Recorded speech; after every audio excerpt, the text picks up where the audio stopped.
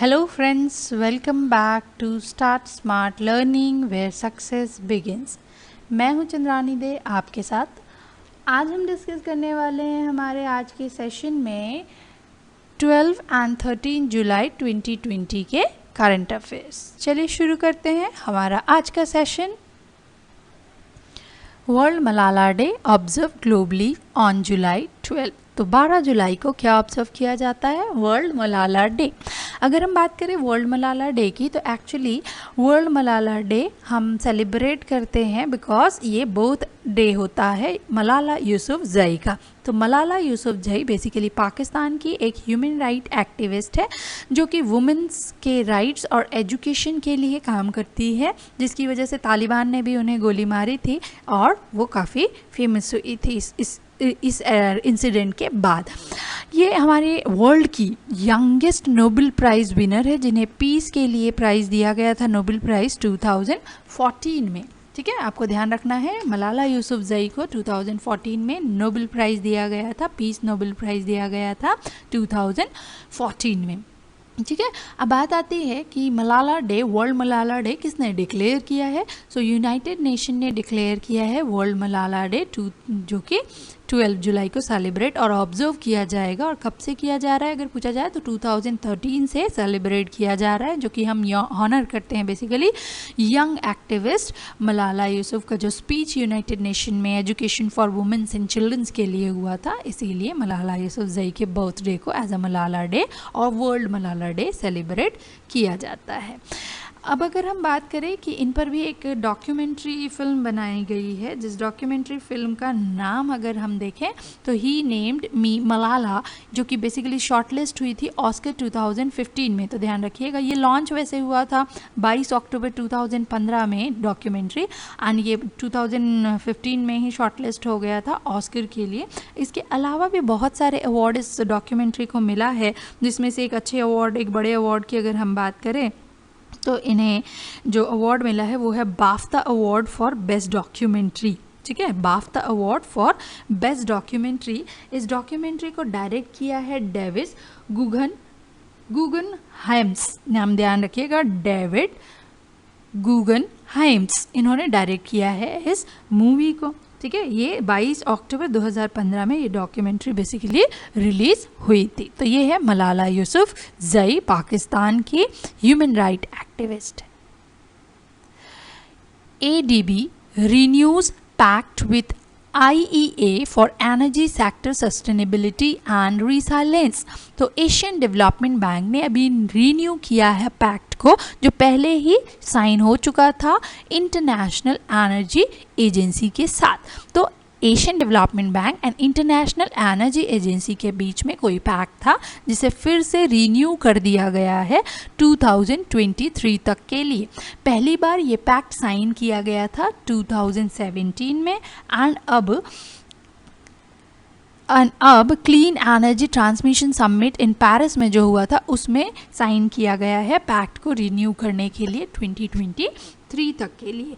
तो इसमें अगर हम बात करें कि क्या कवर किया जाता है इस पैक्ट में, क्या एस्पेक्ट्स को ध्यान में रखकर इस पैक्ट को रिन्यू किया गया है, एशियन डेवलपमेंट बैंक ने रिन्यू किया है, तो आपको यहाँ पर ध्यान रखना है कि ये बेसिकली इनेबल करता है sharing of knowledge, best practices in energy sector, data analysis, capacity building technologies and innovation, और अदर सेक्टर्स को भी इसमें इंक्लूड किया गया है। तो ध्यान रखिएगा, enabling sharing of knowledge and best practices in energy sector, data analysis, capacity building, technology and innovation among the other areas भी इसमें शामिल है, जिसे कहाँ तक के लिए रिन्यू किया गया है? 2023 तक के लिए रिन्यू किया गया है। अब अगर हम बात करें कि एशियन डेवलपमेंट बैंक और IEA, that means international energy agency की थोड़ी सी फैक्ट्स यहाँ पर हम देख लेते हैं। एशियन डेवलपमेंट बैंक बेसिकली एक रीजनल डेवलपमेंट बैंक है, जिसे 19 दिसंबर 1966 में मेट्रो मनीला सिटी है, मेट्रो मनीला फिलीपींस में स्टैब्लिश किया गया था, जिसका मेन पर्पस है economic development of 68 member countries, economic development of 68 member countries which are spread across the Asia and Pacific regions. तो कहाँ कहाँ है? एशिया और पैसिफिक रीजन के 68 member countries Asian Development bank में है। तो अब आपको ध्यान में ये रखना है कि एशियन डेवलपमेंट बैंक के प्रेसिडेंट कौन है? तो मसात्सुगु आसाकावा, मसात्सुगु आसाकावा अभी, बस आसाकावा से ही आपको ध्यान आ जाएगा, मसात्सुगु आसाकावा अभी प्रेसिडेंट है एशियन डेवलपमेंट बैंक के। तो देखिए एशियन डेवलपमेंट बैंक का हेडक्वार्टर मनीला लिखा है, आप मेट्रो मनीला फिलीपींस लिख सकते हैं, मनीला फिलीपींस भी आप ध्यान रख सकते हैं।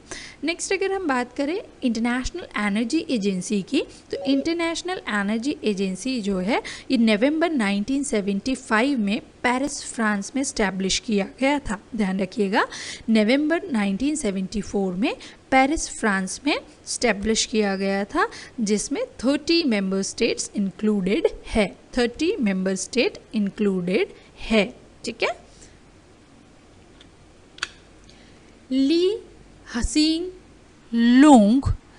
हसीन Loong become prime minister of Singapore. That means South East Asia में अब पहला इलेक्शन हुआ है कोविड-19 पैंडमिक के बाद, जिसके सिंगापुर के नए प्राइम मिनिस्टर बन गए हैं ली हसीन लूंग। ठीक है, ली हसीन लूंग, ये आपको नाम बहुत ध्यान रखना है, और ये 4th टाइम कंट्री के प्राइम मिनिस्टर बने हैं। तो ये कौन से पार्टी से है? रूलिंग पीपल एक्शन पार्टी से। ध्यान रखिएगा, रूलिंग पीपल एक्शन पार्टी के प्रीवियस प्राइम मिनिस्टर ही अपने 4th टर्म पे as a prime minister of Singapore का इलेक्शन जीत गए हैं। इन्होंने अपने जनरल इलेक्शन में टोटल 93 सीट्स में से 83 सीट्स इन्होंने कवर किए हैं, बाकी बचे 10 सीट जो है ऑपोजिशन वर्कर पार्टी ने जीता है। ऑपोजिशन वर्कर्स पार्टी ने 10 सीट जीते हैं, जिन्होंने सिक्योर किया है 2 group representative constituencies, 2 group representative constituency opposition party workers ने जीते हैं। अब अगर हम बात करें तो जो जनरल इलेक्शन है सिंगापुर का, ये हमारे साउथ ईस्ट एशिया, ठीक है, south East Asia, India is south, ठीक है, साउथ ईस्ट एशिया में है। तो साउथ ईस्ट एशिया का ये फर्स्ट इलेक्शन है जो कि कोविड पैंडेमिक के बाद हुआ है। ठीक है। अब अगर बात की जाए कि रूलिंग पीपल्स पार्टी जो है, रूलिंग पीपल्स पार्टी पिछले 4 टर्म से रही है, और इस बार का परफॉर्मेंस सिंस इंडिपेंडेंट, जो उनके 55 साल का इंडिपेंडेंस हुआ है सिंगापुर को, इसमें इनका सबसे वीकेस्ट परफॉर्मेंस रहा है। 83 सीट से इन्होंने जीता है। Royal textile mills limited launches viral shield. तो ध्यान रखिएगा, royal textile mills limited launches viral shield. अगर हम बात करें वायरल शील्ड क्या है, एक्चुअली आप डॉक्टर्स को देखे होंगे जब वो कोरोना पेशेंट को ट्रीटमेंट के लिए जाते हैं तो ऊपर से नीचे तक एक रैक्सीन की पूरी रेन कोट पहने हुए होते हैं ना, उसे हम कहते हैं PPE, that is personal protective equipment kit. तो वो जो आप पिक्चर में देख पा रहे हैं वाइट कलर का जो इन्होंने पहना हुआ है, इसे हम कहते हैं PPE kit, that is personal protected equipment kit. इसे बनाया है रॉयल टेक्सटाइल मिल लिमिटेड ने। तो ये इंडिया का इंडिजीनियसली डेवलप्ड प्रोडक्ट है, इसीलिए ये इम्पॉर्टेंट है। तो बात हो रही है कि रॉयल टेक्सटाइल मिल जो है इंडिया का, उसने लॉन्च किया है वर्ल्ड का फर्स्ट, ठीक है, reusable PPE kit with the triple viral shield technology named as a viral shield. देखिए, अब तक जो PPE किट डॉक्टर्स यूज़ करते थे, वो जब डॉक्टर ने अगर आज उसे व्यू किया है, उसे पहना है, तो वो जब भी अपने ड्यूटी से जाएंगे, है ना, काम कंप्लीट हो जाएगा तो वो उसे उतार कर फेंक देंगे, वो रीयूजेबल नहीं होता, 1 टाइम के लिए वो यूज़ होता था। लेकिन रॉयल टेक्सटाइल मिल ने अब ऐसा बनाया है जो रीयूजेबल है, ठीक है, जिसमें ट्राइपल वायरल शील्ड टेक्नोलॉजी यूज़ किया गया है, इसीलिए इसे वायरल शील्ड नाम दिया गया है। तो किसने बनाया है? रॉयल टेक्सटाइल मिल्स ने। इंडिया का फर्स्ट और वर्ल्ड का फर्स्ट, है ना, इंडिया का भी फर्स्ट ही है। India has launch world's first reusable PPE kit. अभी तक किसी ने रीयूजेबल किट नहीं बनाया था, जिसमें ट्रिपल वायरल शील्ड टेक्नोलॉजी भी यूज़ की गई है।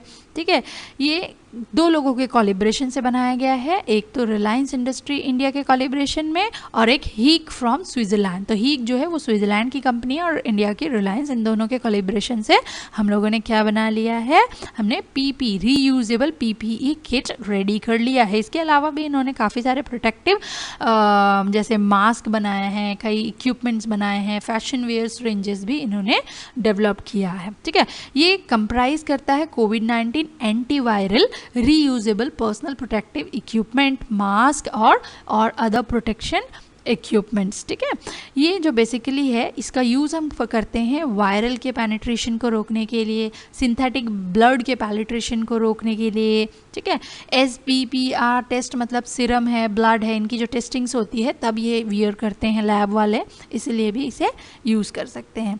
ये क्या है, इफ़ेक्टिव है कब यूज़ करने के लिए, जब वायरस, बैक्टीरिया और फंगाई है ना, इन सब चीज़ों के अगेंस्ट में आप इसको वेयर कर सकते हो। ISRO to launch Brazil's Amazonia 1 satellite. जैसे कि पिछले बार भी हमने न्यूज़ में ये ऑलरेडी डिस्कस कर रखा है, अमेज़ोना 1 क्या है एंड कौन से सैटेलाइट्स और कौन से लॉन्चिंग व्हीकल से इसे लॉन्च किया जाएगा, इसीलिए बहुत ज़्यादा अभी यहाँ पर हम डिस्कस नहीं करते हैं।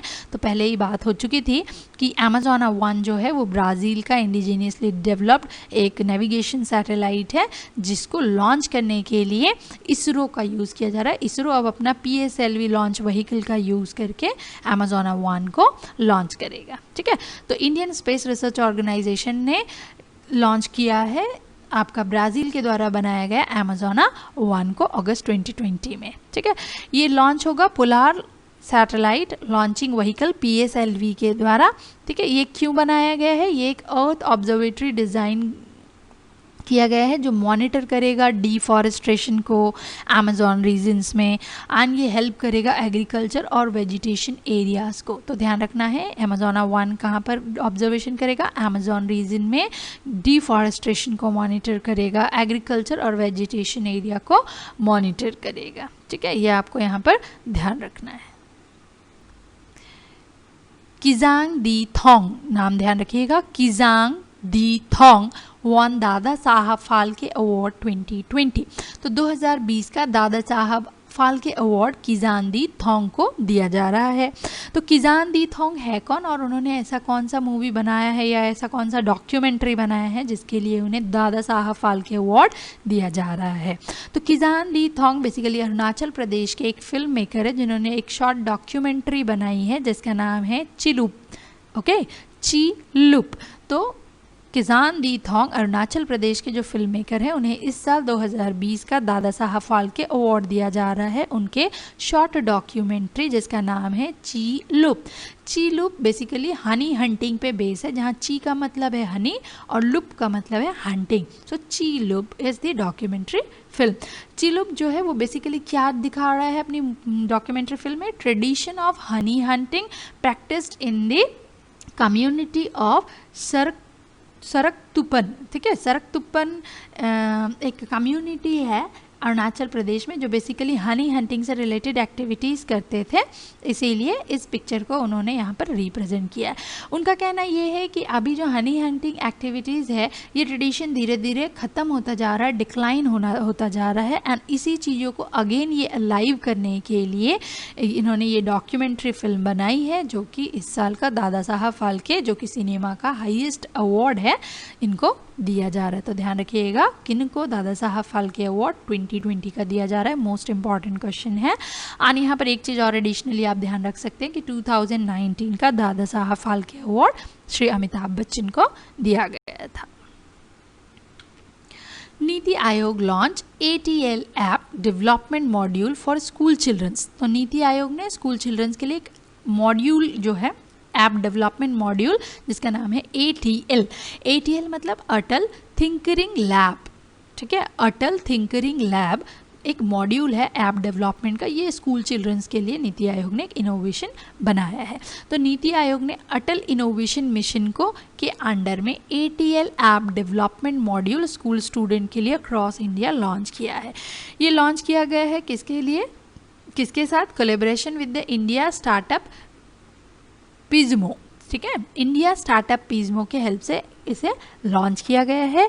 ये मॉड्यूल बेसिकली शार्पन करेगा स्कूल स्टूडेंट के, जो कि इन ऐप्स को क्या करेगा, यूज़ करेगा, इन ऐप्स को बनाएगा वेरियस टाइप के इंडियन लैंग्वेजेस में इसे डेवलप्ड करने के लिए। तो अलग अलग लैंग्वेजेस में ऐप को यूज़ और डेवलप्ड करने के लिए ये मॉड्यूल बनाया जा रहा है, ठीक है। अटल थिंकरिंग लैब इनिशिएटिव, ये आपको यहाँ पर ध्यान रखना है। ये बेसिकली अभी फ्री ऑनलाइन कोर्स है ऐप लर्निंग और ऐप डेवलपमेंट के लिए, ठीक है। पीरियोडिक टीचर ट्रेनिंग्स भी इसमें बार बार दिया जाएगा इनकी तरफ से। तो आपको ये भी ध्यान रखना है, CEO ऑफ नीति आयोग अमिताभ कांत, जो हम ऑलरेडी अपने स्पेशल सेशन में डिस्कस कर चुके हैं।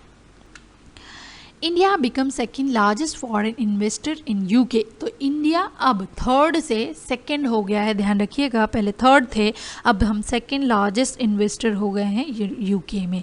तो इंडिया अब second largest source of FDI है यूनाइटेड किंगडम में, जो कि अभी अभी यूनाइटेड किंगडम के डिपार्टमेंट ऑफ इंटरनेशनल ट्रेड ने एक स्टैटिस्टिकल डेटा रिलीज़ किया है 2019-20 का, जिसमें डिक्लेयर किया है कि इंडिया सेकेंड लार्जेस्ट सोर्स है FDI का यूके में। अगर हम बात करें कितना और कहाँ कहाँ इन्वेस्ट हुआ है, तो इंडिया ने इन्वेस्ट किया है around 120 projects and around 5429 new jobs in UK's में, ठीक है। तो 120 प्रोजेक्ट्स, ध्यान रखना है, इंपॉर्टेंट पॉइंट है। इंडिया ने अपनी रैंक इंप्रूव की है, वो थर्ड से अब सेकंड पे आ गया है 2019-20 की रैंकिंग के अकॉर्डिंग। इंडिया जो था पहले जर्मनी, फ्रांस और चाइना के बाद आता था, ठीक है। जर्मनी, फ्रांस और चाइना के बाद आता था। अब इंडिया सेकंड पे है, जिसमें US फर्स्ट में है और इंडिया सेकंड पे है।